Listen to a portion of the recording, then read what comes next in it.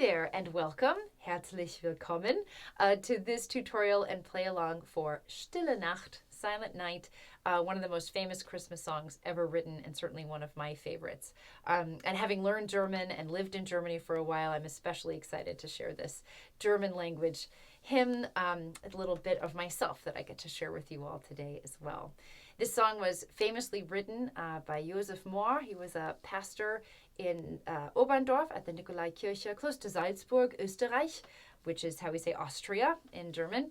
And he famously was running out of time before Christmas Eve service in 1818, took the poem to his friend Franz Gruber, who was the choir master, I believe, for that church musician, and he quickly pulled something together, and they played and performed this at Christmas Eve service, and here we are, 200 years later, singing it in over, I think, 40 different languages it's been translated into, including English, of course. So what I'd love to do for you today is to play through this song I'll sing the German lyrics and the English lyrics. I'm going to throw in an instrumental solo in there as well. The tutorial today will just be about the chords singing along that you can play as you sing along here. I'll save a tutorial for the solo for a separate video, so look for that as a separate post. Mostly just excited to sing and play this beautiful song with you all today. So let's dive in.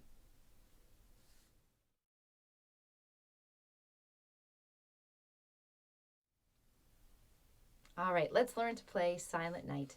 We're going to actually play it in two keys because I'm going to sing in the key of G, and then when I get to the instrumental solo, I'm going to move it to the key of C. Just a little bit easier to maneuver around the fretboard in C, but a lot easier to maneuver around my vocal cords in the key of G. And they are closely related keys so that it makes it fairly easy to transition from one to the other. And I'll show you how we're going to do that. We're starting in the key of G. It's basically a 3-chord song, 1, 4, 5. I start with 4 bars of the G chord, over to 2 bars of D7, back to 2 bars of G. Second line, I'm going back and forth 2 bars each. C to G, back to C, and to G again. The last line starts on D7 for 2, goes to G for 2. And then the last little phrase is what I like to call a little sandwich here. G for a bar, D7 for a bar, back to G for 2 bars. All right. When I transition into the solo, I'm going to take that last G and change it to a G7. And that sets us up well to transition into C. And then I'm going to follow the same general pattern, right? But I'm just in a new key. So it's 4 bars of C now, to 2 bars of G7, back to 2 bars of C. Second line, my 2 bars back and forth are going to be F to C, to F, and to C. And then the final line is going to be 2 bars of G7, 2 bars of C, and then my sandwich is a bar of C, a bar of G7, back to 2 bars of C. When I transition out of that solo back to the key of G, I'm going to add on 2 bars of the D7 chord, and you can do that as I play it with my middle and ring on the 2nd fret of G and E, respectively. You can play it as the bar chord, where you've got a bar on your 2nd fret and a finger on the 3rd fret of A. Up to you how you want to play your D7, but just add those 2 bars in between, and that sets us up to sing once again in the key of G from the beginning with that first pattern. All right, so that's our chord pattern. Now we are in waltz time, so you have some options here. The most obvious is going to be a waltz strum. I typically do a thumb strum, so I'll thumb on the low G and strum with the rest of my fingers here. You can do that also picking, right? Picking all of the strings. If you have a high G, you can just limit that all to your C, E, and A, both the thumb strum and the picking. That has a nice sound. I have found that as I play it myself, and you'll notice when I get into the solo, I tend to like more of an arpeggio approach in this one. Doesn't always work in a waltz, but it does in this one.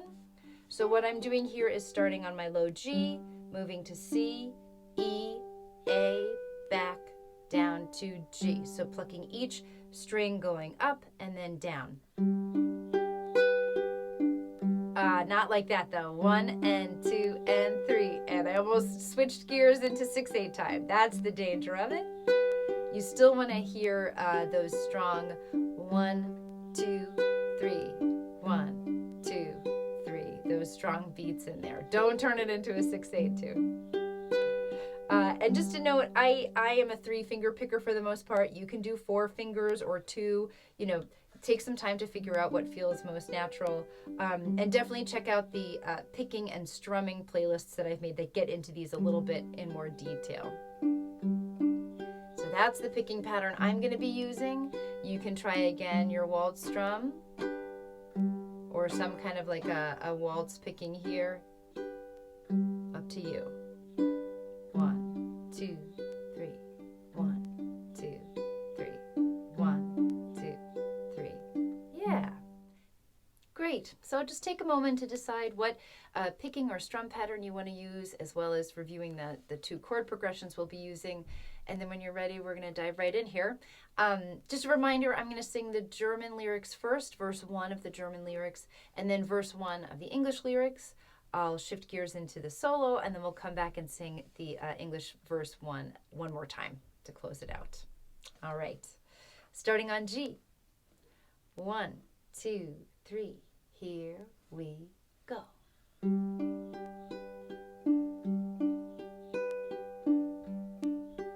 Auf Deutsch.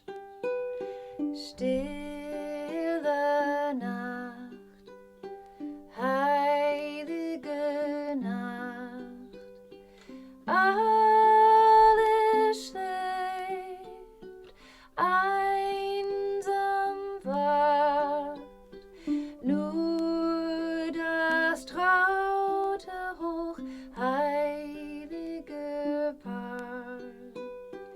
Holder Knabe in lockigen Haaren, schlaf in himmlischer Ruhe, schlaf in himmlischer Ruhe.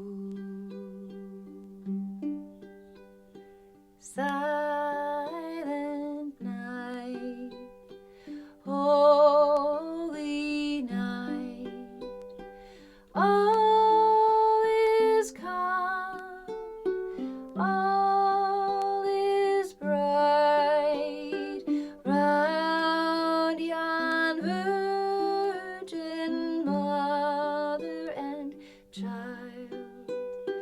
Holy infant, so tender and mild, sleep in heavenly peace, sleep in heavenly peace.